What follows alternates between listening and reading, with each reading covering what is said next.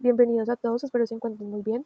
El día de hoy vamos a presentarles actividad entregable número 1 de la materia tributaria número 2, NRC 72855.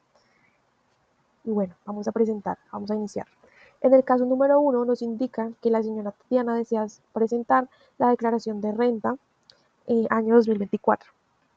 Iniciaremos presentando su patrimonio bruto, posee 768 millones en patrimonio bruto, unas deudas de 15 millones del ICETEX y patrimonio líquido 753 millones, que pues solo se le resta el patrimonio bruto menos las deudas. Eso nos da 753 millones.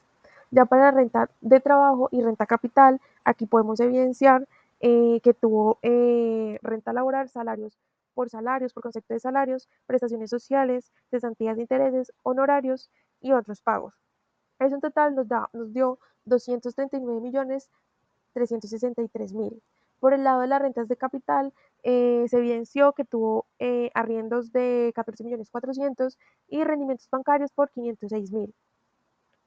En ingresos no constituidos de renta, pues tuvo aportes de 6 millones 614 y 8 millones 949, que en total dio 15 millones 563, para un total de renta líquida de 223 millones 800 y 14 millones 906.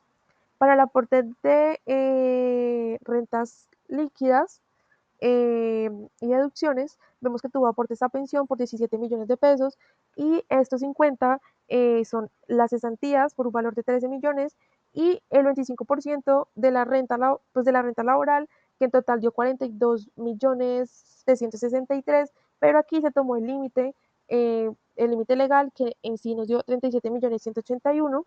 Eso nos da los 50 millones, para un total de rentas exentas de 67 millones 365.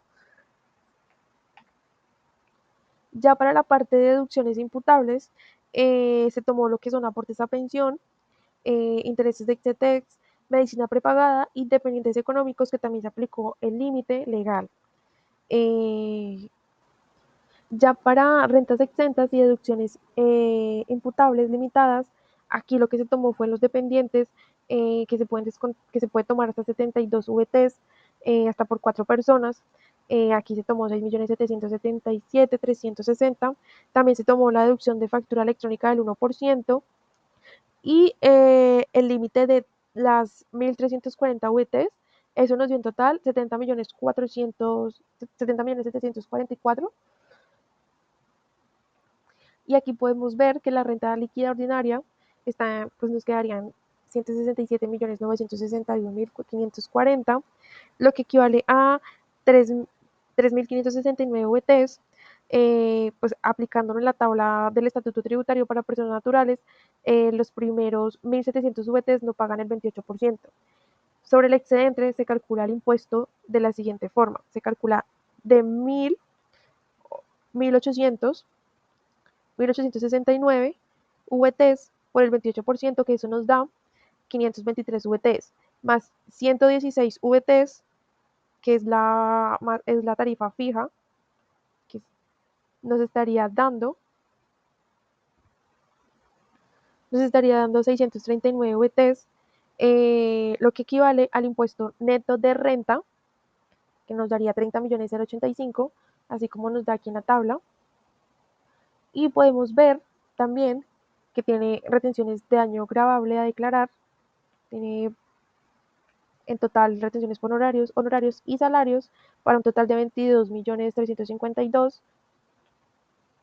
Siendo así, nos dice que el impuesto a pagar, saldo a pagar por impuesto, es de 7.733.831. Efectivamente, es el mismo que nos da acá.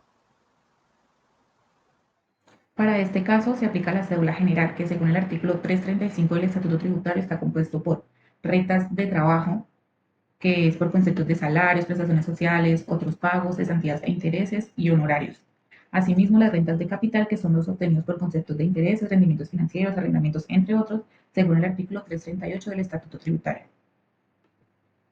Para las rentas exentas, tenemos que, según el numeral 10 del artículo 206 del Estatuto Tributario, nos dice que el 25% del valor total de los pagos laborales, limitada por 790 VTs Este cálculo de renta exenta se efectúa una vez se traiga el valor total de los pagos laborales recibidos por el trabajador, los ingresos no constitutivos de renta, las deducciones y demás rentas exentas diferentes a la establecida. Asimismo, tenemos el auxilio de cesantías y los intereses sobre cesantías, siempre y cuando sean recibidos por trabajadores cuyo ingreso mensual promedio a 6 meses de vinculación laboral no excedan las 350 VTs. En las deducciones imputables tenemos los intereses sobre ICETEX, asimismo también estipula que los intereses sobre vivienda, la medicina prepagada que según el artículo 387 del Estatuto Tributario limita la deducción por este concepto a 16 VTs mensuales. El gravamen a los movimientos financieros que según el artículo 115 del Estatuto en su segundo inciso permite deducir únicamente el 50% del gravamen. Los dependientes económicos que según el artículo 387 del Estatuto impone las siguientes limitaciones mensuales a esta deducción especial. Hasta el 10% de los ingresos laborales mensuales, máximo 32 VTs mensuales, es decir, que ese 10% no puede exceder las 32 VTs, teniendo en cuenta que al tratarse de un límite mensual para efectos de impuesto de renta se multiplica por 12, modo que el límite es de 384 VTs. Muy buen día, profesora y compañeros. Mi nombre es Carol. Para finalizar pues la explicación y el diligenciamiento del formulario 210, yo pues voy a corroborar la consistencia y exactitud de los datos ingresados en el formulario. Bueno, como primer paso muy importante, tener la información general del contribuyente. En este caso, nuestro contribuyente es Tatiana Martínez Áviles, identificada con NIC número 1020 43 21 71, dígito de verificación 0. Importantísimo saber cuál es el año grabable. En este caso, pues el año grabable es el 2024. Y el tipo de formulario que vamos a diligenciar hoy es el, bueno, que ya tenemos diligenciado, es el 210, que corresponde a la declaración de renta de las personas naturales. Como primer punto tenemos la revisión de soportes de documentos. Pues como primer documento se verificó los ingresos laborales. Estos son los de la casilla número 32, que corresponden a los certificados de ingresos y retenciones emitidos por los empleadores. Este está por un costo de 239.363.000. También tenemos los ingresos por renta de capital, casilla número 58. Allí tenemos el respaldo de certificados bancarios o extractos financieros, que son por la suma de 14.906.000. También tenemos las rentas exentas, que son la casilla número 35 y número 36, que estos corresponden a los aportes fiscales, que están también dentro de los límites permitidos por el artículo 206 del Estatuto Tributario, y pues se contrastaron los certificados de entidades financieras y de fondos. Como segundo punto tenemos el cálculo matemático de validación. Aquí pues tenemos las sumatorias y las restas, lo que son por ejemplo la renta líquida ordinaria, que es la casilla número 42. Y pues estas las recalculamos para así asegurar de que no hayan errores de digitalización. Tenemos también la renta líquida ordinaria, que es la casilla pues número 42, que está por 153.055.540 pesos.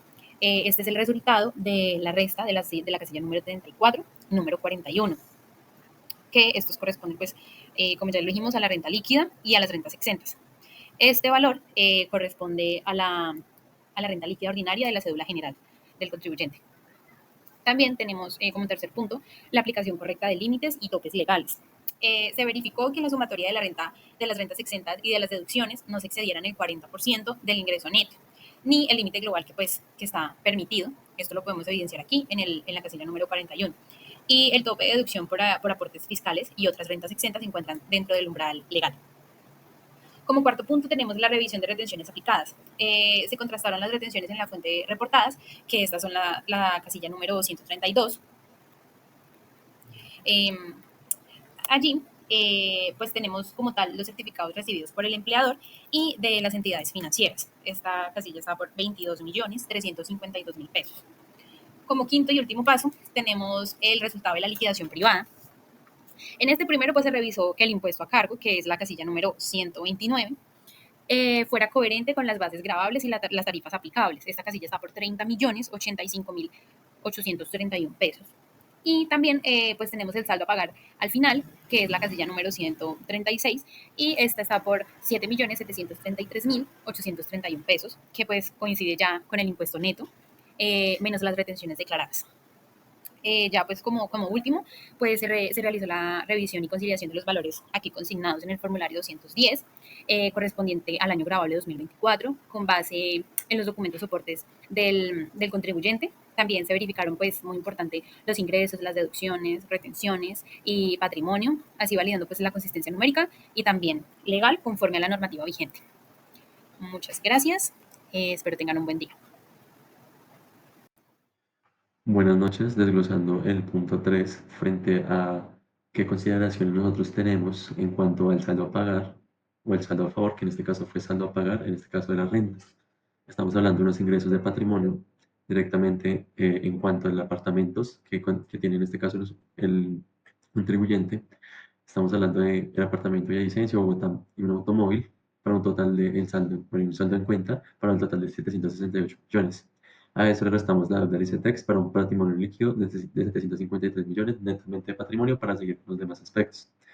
Luego, con la renta laboral, en cuanto al salario, prestaciones sociales, otros pagos, cesantías, intereses y honorarios, encontramos un ingreso bruto de 239.363.000 y renta de capital, el arriendo y rendimientos bancarios con otro total.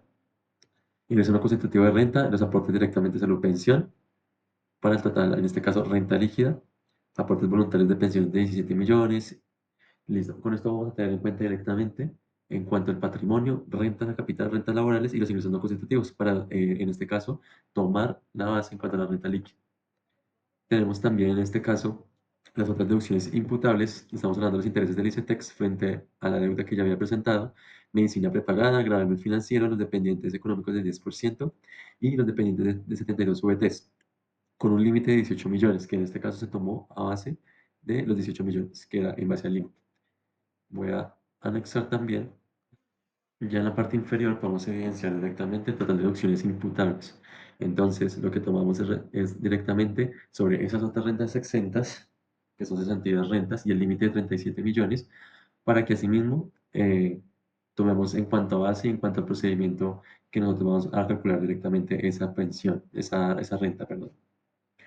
En este caso, en base a esa liquidación, y los procedimientos que estamos realizando en cuanto a la renta, entonces esos ingresos totales por concepto, en este caso de cualquier dividendo, etcétera, menos esos ingresos no constitutivos de renta ni ganancia ocasional, ¿sí? Que recordemos que directamente eso después lo vamos a realizar o lo vamos a restar, o se restaba con las devoluciones, rebajas y descuentos para que nos diera el ingreso neto, menos los costos que en este caso pues no hubo directamente, renta bruta, deducciones aplicadas y la renta líquida que es la que ya estábamos validando en el punto anterior. En cuanto a rentas exentas, entonces restamos rentas exentas y sumamos las rentas líquidas gravables especiales, que pues en este caso no se tuvo directamente. En cuanto a la renta líquida ordinaria, que son los 153 millones.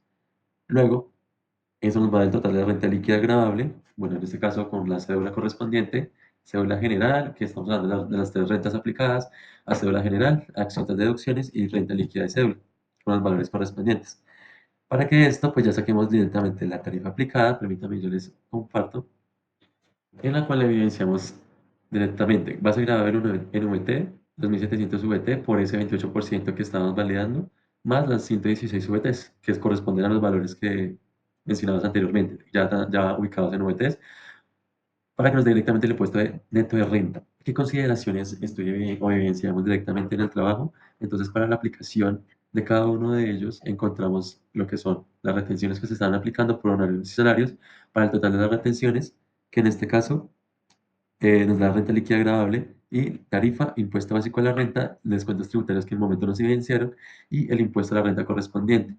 Para entonces un saldo a pagar de 7 millones, 732, 831.